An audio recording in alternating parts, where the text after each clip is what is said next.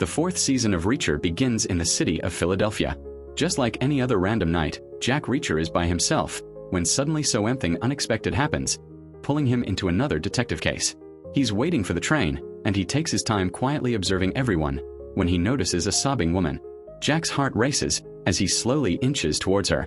Something about her behavior immediately stands out to him. She is sweating, and clutching both hands inside a bag. His first instinct is to de-escalate, getting her to slowly open up. Reacher recognizes the situation as someone who may be carrying a bomb and decides to intervene before it gets worse. He approaches Anna and tells her that he can help her. However, Anna didn't have a bomb like Reacher thought, but was instead holding a gun. The moment he mentions he's an officer, Anna accepts her fate and tragically ends her life. The horrifying incident leaves Reacher in awe. Deep down he believes something was terribly wrong for Anna to have done that. Afterwards, we then see Reacher being questioned at a police station. Detectives Tamara Green and Sean Doherty fire at him. Doherty is frustrated at Reacher calculated but direct answers. On you, but no driver's license. No answer for that? It wasn't a question. So you're homeless. Now I see why you're a detective. But on the other hand, Tamara appears considerably more observant. Nothing to herself, Reacher knows more that he is letting on. His situation suddenly hits a wall, when Reacher calls them out for not truly believing he killed Anna. They were even witness which they already asked. But just then, Reacher shows them just how calculated he is, recalling everyone on the train. Even one the police weren't aware of. Others weren't looking. 4 witnesses and no one saw anything? 3. There were 4. Tired, both coming off a night shift. Balkan immigrant, Caucasian male, mid-50s, far end of the car. The cops then reveal they are keeping him there because they are waiting for people from Washington to arrive. Tamara drops a crucial information, that Anna worked for the federal government. And this made the case even more sensitive. After revealing they knew he was a cop all along, Doherty insists Reacher might not have killed Anna, but he certainly pushed her over the head and he would find why. Rather than getting nervous at the empty threats, Reacher orders a cheesesteak and waits. He has a little chat with Tamara, when in the corner of his eye, Jacob, the brother of Anna, walks in. Eventually, 3 mysterious men in suits arrive. They refuse to clearly identify which government agency they represent, so Reacher mentally nicknames them Snap, Crackle, and Pop. Their body languages reveals they're not really after Anna's death. They're after something else, something she was last with. They want to know if Anna handed Reacher something before she died. Suspecting he may have hid it before he was picked up. Reacher knows she didn't give him anything, and even she did, they would have found it by now. The agents unknowingly give themselves away.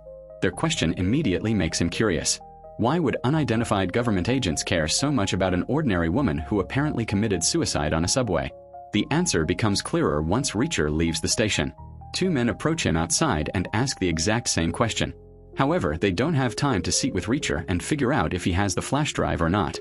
A fight instantly breaks out and Reacher then begins investigating Anna himself. He finds his way to Anna's brother, and just like he expected, Jacob doesn't buy his sister just became suicidal overnight. Anna loved her job, even her kid. But from Reacher's perspective, that was a broken woman, not a mother. Jacob reveals Anna worked in the Army's records and human resources system in Washington and that she had an adult son named Ben. Jacob helped raise Ben and knows his sister well enough to believe that something is wrong. It's been a long time since Jacob heard from his nephew. Just then, they're interrupted by the same guys from earlier. Rather than wait around for the men to strike again, Reacher decides to use their interest in the flash drive against them. He buys a cheap flash drive from an art student and uses it as bait. He takes it upon himself, feeling that he could have done something that night. When he steps out, Reacher arranges a meeting with whoever sent them. They take a short walk to meet a lady called Lila Hoth, a young woman traveling with her mother, Ami Shah. The 2 men were her cousins, and Lila explains why she was searching for Anna. She has leukemia and desperately needs a bone marrow transplant. Her mother cannot provide the necessary match because of her own medical problems, leaving Lila with very few options. Her best possibility is her biological father. Lila has never met him.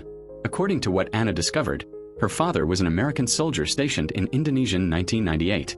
Lila had spent years trying to uncover his identity, and everything she had done till that point failed. Until she finally found Anna.